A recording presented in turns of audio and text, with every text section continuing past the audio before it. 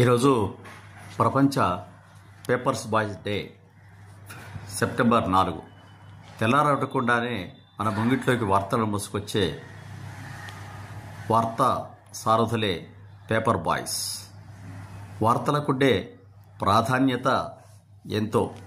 ఆ వార్తలను తెల్లవారక ముందే మన ఇంటి గుమ్మంలో చేర్చేటువంటి వారే పేపర్స్ బాయ్స్. ఈ పేపర్ బాయ్స్ అబ్దుల్ కలాం దగ్గర నుండి ఎంతోమంది మహనీయులు తమ చిన్నతనంలో వారి జీవనోపాధి కోసం, జీవిక జరగడం కోసం, చక్కగా చదువుకోవడం కోసం, ఆర్థిక కష్టాలను నెట్టుకురావడం కోసం ఎంతోమంది అప్పుడు ఇప్పుడు ఎప్పుడు మొట్టమొదట తమ జీవితంలో పేపర్ బాయ్స్ లాగానే వాళ్ళ జీవితాన్ని ప్రారంభిస్తారు. ఈ వార్త యొక్క ప్రాముఖ్యతను బట్టి ఎంతోమంది పేపర్ బాయ్స్గా అవతారమెత్తి వారి జీవిత ప్రారంభంలో ఈ పేపర్ బాయ్ ఉద్యోగం 1 గంటలో ఉదయమే పూర్తి చేసుకుని వెళ్ళి వారి చదువులు, వారి కార్యకలాపాలు వారు చేసుకునేవారు. మహాభారతంలో నారదుడు ధర్మరాజును రాజనీతి విషయములను కొన్నింటిగా అడిగాడు. అప్పుడు వార్త యొక్క గొప్పతనాన్ని కూడా ఆ ధర్మరాజు ఈ విధంగా తెలియచేశాడు.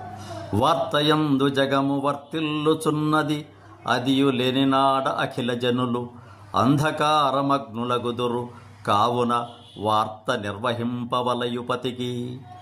కాబట్టి రాజు అయినటువంటి వాడు వార్త గురించి, వార్తాహరుల గురించి చాలా జాగ్రత్తగా ఉండాలి. వార్తయందే జగం కూడా తిరుగుతోంది. అది లేకుంటే ఈ ప్రపంచంలోని జనులంతా కూడా అంధకారంలో మునిగిపోతారు. కాబట్టి వార్తల యొక్క గొప్పతనాన్ని తెలుసుకొని ప్రభు అయినటువంటి వాడు ఆ వార్తలకు సంబంధించిన అంశాలలో చాలా జాగ్రత్తగా ఉండాలని తెలియచేశారు.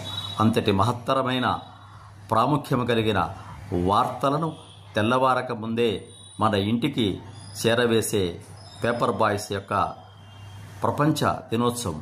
ఈరోజు వారందరికీ మన యొక్క సహానుభూతిని తెలియచేద్దాం, వారి గౌరవాన్ని వారికి అందచేద్దాం. ఎన్ని అంతస్తుల వరకైనా పేపర్ మడిచి విసిరే నైపుణ్యం కలిగిన ఆ పేపర్ బాయ్స్కు మరొక్కసారి ప్రపంచ పేపర్ బాయ్స్ దినోత్సవం సెప్టెంబర్ 4 సందర్భంగా శుభాకాంక్షలు తెలియచేద్దాం.